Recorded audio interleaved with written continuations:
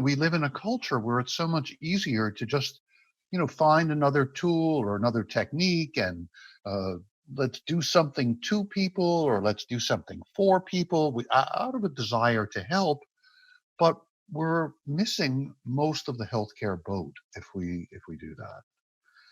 And I think the understanding of the crucial importance of self care and self awareness, and I would add also of group support, which I'll come back to in a moment, um, has been lost. It's there in Aboriginal healing Indigenous people.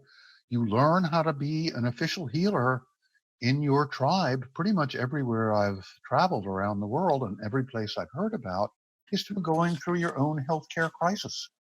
That aside from the complicated and rich and complex learning of the pharmacopoeia of a particular culture and the rituals of a particular culture, that the being a healer really comes about when you have gone through your own perhaps life-threatening illness, your own serious depression, your own psychosis, and you have, with the help of the previous official healer, you've gone through this and you've learned from it and you've grown through it.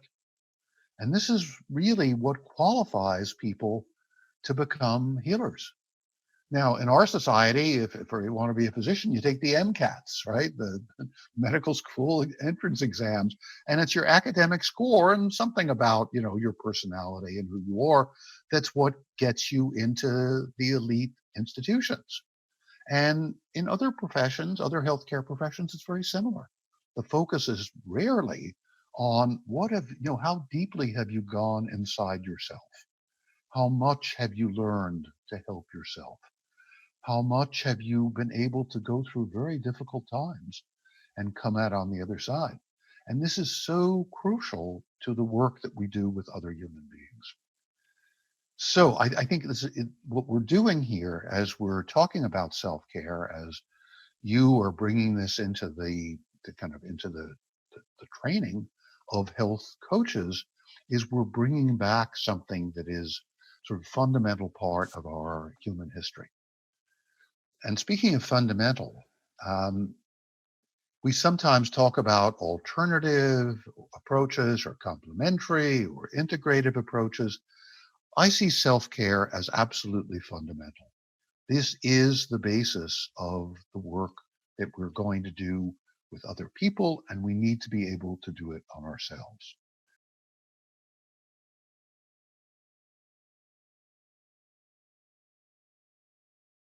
The process of coaching is so much more than just knowing that information that you can read somewhere, that you can learn, didactically. It's really developing a craft, a real skill, thinking of yourself as a craftsperson who is always developing their skill, getting better to it. They're really dedicated to doing it well. I did psychotherapy with people for over 25 years, had some really great training in it. And, I really saw how a lot of that, you know, happens also in the coaching world, although differently. But yet, a lot of the same kind of skills in terms of awareness of yourself, your client, and the coaching relationship, being able to notice and pick up on things that the less masterful coach isn't even going to be aware of, isn't even going to notice, isn't going to even hear or see. And as you develop mastery, a lot of this just becomes the way you are in a coaching session. You are just continually scanning and picking up information from your client beyond the content of the words. You're picking up on all the nonverbal communication possible, all the little shifts in energy and the way the person's speaking. And you're not like jumping on it and grilling them about every little thing that happens, but you're taking in all that information. And some of it you're feeding right back to the client. Oh, are you aware that when you started speaking about that, your voice really changed? Just bring it to their awareness. You don't have to interpret. Matter of fact, your interpretation may be completely wrong anyway.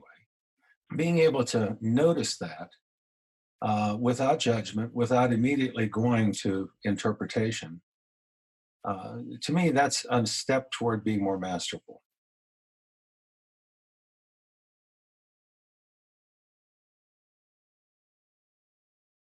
This graphic is not in my book, and I really wish it were. And I tried to get my publisher to put it in the paperback, but because it was a graphic, they were like, oh, it's too hard. We can't do that. So you can think of the big category as behavior, okay? So behavior is a lot of things. Within this bigger category, you have certain behaviors that are habits. Habits are behaviors you do quite automatically.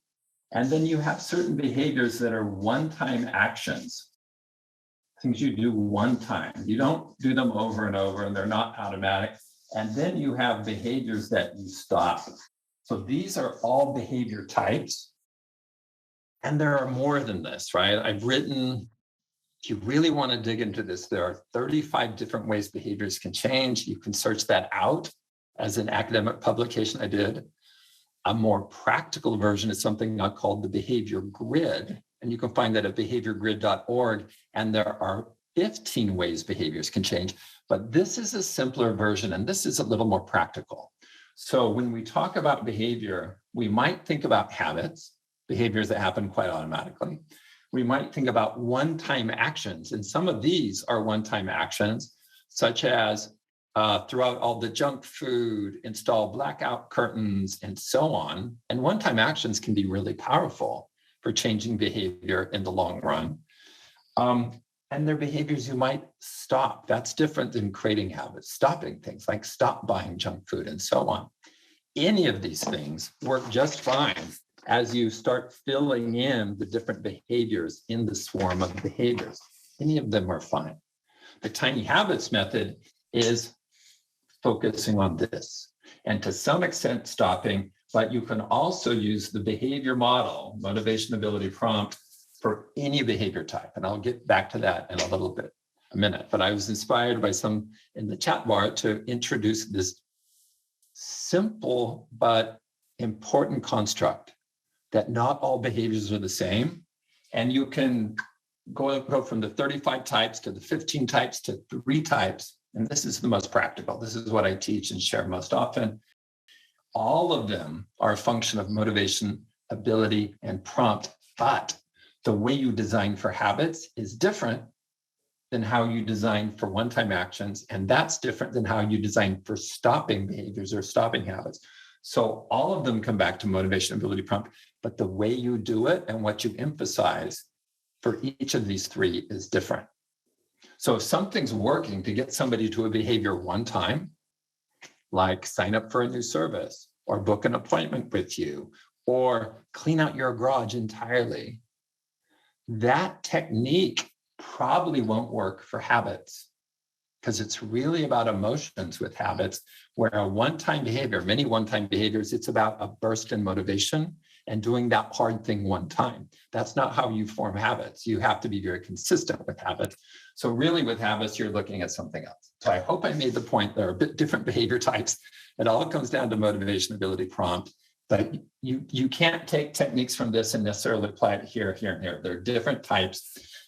And that's one thing I love about behavior design is we've mapped out the different types, and you can then systematically think, for this behavior type, what are the techniques I use? What are the levers I have to pull, whether it's in your own life or other people's lives, to help them get that behavior done so they can reach an outcome or an aspiration that they care about.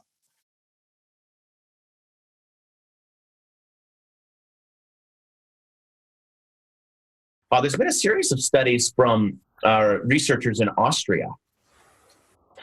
And this particular study looked at medical students hundreds of medical students and a couple hundred resident physicians.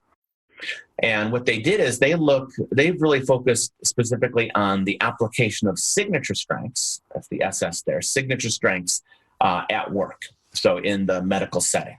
And what they found in a study with medical students and in a study with resident physicians is that the application of signature strengths was significant. It really seems important and substantial for boosting well-being and mental health in this population. So then the question becomes, well, why? Why does it seem to be useful to use our signature strengths in this setting? And what they found is that a key factor seems to be emotional exhaustion. In that when we use our signature strengths at work, that does something to managing our emotional exhaustion or lowering and keeping it in check, which then is why we would then feel greater well-being, stronger mental health, and so on. Which in some ways it makes practical sense, but you know and I know that it's not at all common to teach about signature strengths use in medical schools. And it's not at all common for physicians to know about the topic of signature strengths even, or other healthcare professionals and so on. So again, this is why functional medicine is so important, and what all of you are doing is so important, because you can then bring the fruits of studies like this and help a whole lot of medical professionals, but also to help the patients as well.